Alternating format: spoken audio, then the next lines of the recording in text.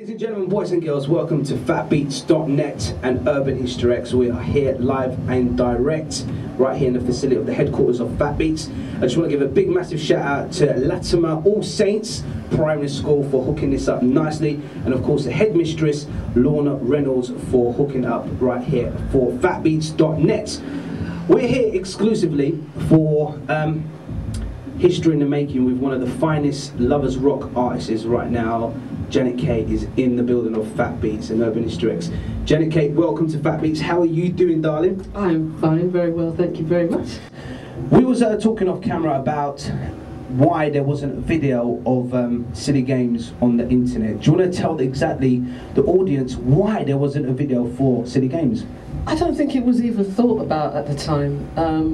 I think everybody just went off on the hype of the record actually getting in the charts in the first place, because for me, for this country, I was the first British black-born female reggae artist to enter the top of the British UK charts ever. So that's, you know, recorded in the Music Guinness Book of Records. So I think it was just it was a big thing, and it was kind of overlooked, I think. Wow, Silly Games is probably one of the established records of all time, especially in the UK industry as well. Like you just stated, it was stated in the Guinness Book of Records, first female to kind of provide the UK industry with music that's never been heard. How does that make you feel? Well, I don't think I was the first, because before, not the first. No. I mean, because before me there was Louisa Mark, there was Sharon Forrester, there was Ginger Williams. They all came before me. But in terms of getting into the British pop charts and actually crossing over, as they call it, I was the first to do that. Yeah. So taking it back to like the early days of your teenagehood, who was your artists that you used to look up to, and who used to kind of inspire you to be the artist that you are today? Female singer was probably Denise Williams. She was one of them. I loved Lulu.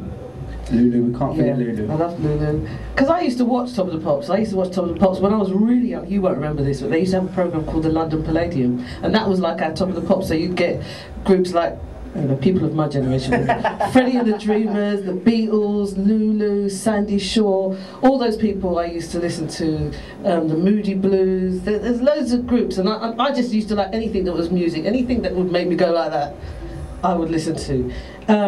So Denise Williams, sort of like around the late 70s, I listened to. Dennis Brown was my reggae idol. He was absolutely it for me, his voice, and to this day, I don't think anybody for me has topped Dennis Brown in terms of vocals and feel, you know, because it's all about the feel. Male soul vocals is Luther Vandross. R.I.P. Yeah, can't be any different. And female again, Whitney Houston. Wow.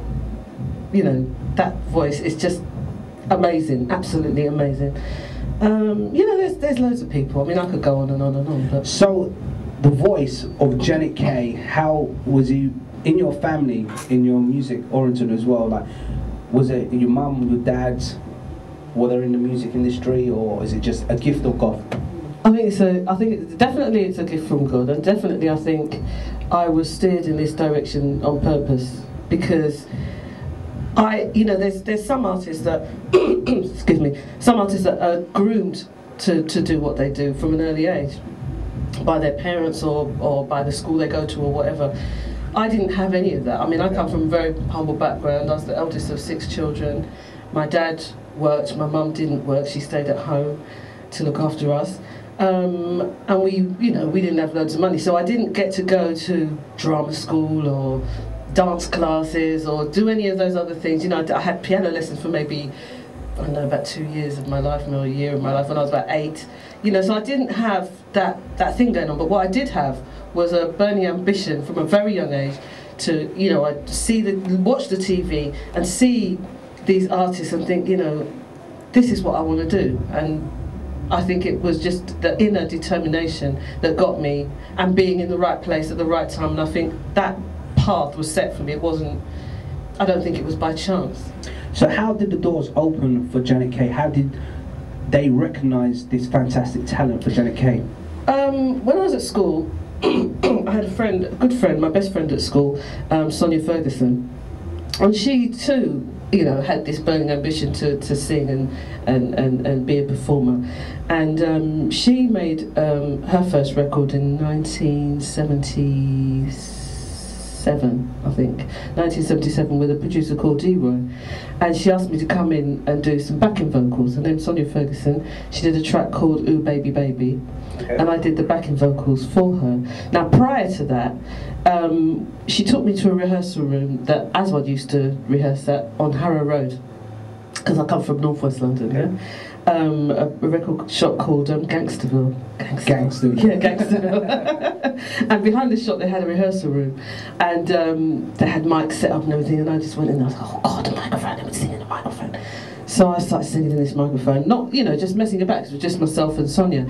But Tony Gadd, he was in the background. He was in the background, and he heard me singing, and Alton Ellis, the great legend, rest in peace, he was looking for somebody to do a cover version of Loving You. Okay. And which is quite a high, you know, she's got very high, high note record. So he went back and told Alton, look, I think I heard this girl sing at the rehearsal room, and she's a friend of Sonia's, and maybe you should speak to her. So he sent me the lyrics and sent me a note and asked me to call him, and I did. And I went home and I said to my mum and my dad, this man wants me to go to the studio to make a record. And they're like, make a record? Make a record? Record? Which record? You're not going anywhere. Because I was very sort of protected in my family. I wasn't allowed to rave and do all those things. If I was going to church, it was fine. If I was going to Girls' Brigade, that was fine. But going clubbing, I don't think so. Going to some random stranger's house. Yeah, studio or something to go make a record. No, I don't know about that. So they said, well, he's going to have to come to the house and meet your dad. Straight up. Yeah, serious. And that's what happened. He came to my house, met my dad, they talked. I wasn't even allowed in the room, I don't think. And then it was like, yeah, it's okay, you can go and do it. So that was in 1977, I did that first record. And if you look on the very old record sleeves, it actually says Janet Kay and the K-Lets, because Sonia and a friend of mine called Jackie actually came into the studio with me, and he got them to do backing vocals. Wow. So it was Janet Kay and the K-Lets. It's like, okay. Yeah. But the K-Lets have never been heard of since, I'm afraid. Yeah. So after that period, that record came. That record went to #1 in the Black Echoes charts and the reggae charts, and that kind of started it off. Then the producer that Sonia worked with, D-Roy, who I did the backing vocals for her, he asked me to do a tune for him, which then was I Do Love You. No, That's What Friends Are For. Okay. And then I did I Do Love You. And while I was doing I Do Love You in the studio, Gooseberry Studios, the engineer was Dennis Bovell, who then said to me, I've got a song that I want you to listen to, which was Silly Games. Wow. What do you think of it? And he sang it to me on a guitar, and I thought, yeah, it's okay, why not? Yeah, it's alright, but it went to #1 though. Yeah, it's another opportunity to go to the studio, so I said, yeah, why not?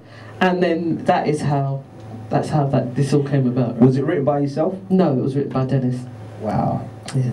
Let's take it back to the current date now. What has Janet Kay been up to recently? Like, we've seen a couple of YouTube videos, you performing at the Indigo O2. How's that going for you now? Like, seeing yourself with a full band at the Indigo, performing live, sell out concerts.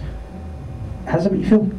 It's great. I think the Lovers Rock genre has sort of taken another life. You know, there was a point in the early 90s where it kind of started to go downhill a bit, and people weren't interested anymore, or it seemed as though people weren't interested anymore. And at that time, in the 90s, I was off doing something else, which I will come back to in a minute. But in the late 90s, early 2000s, it's kind of taken on a new life, and I think the life has been injected even more into it by the fact that there's now a movie called The Lovers Rock Story. Wow, talk to us about it. Yeah, that's it.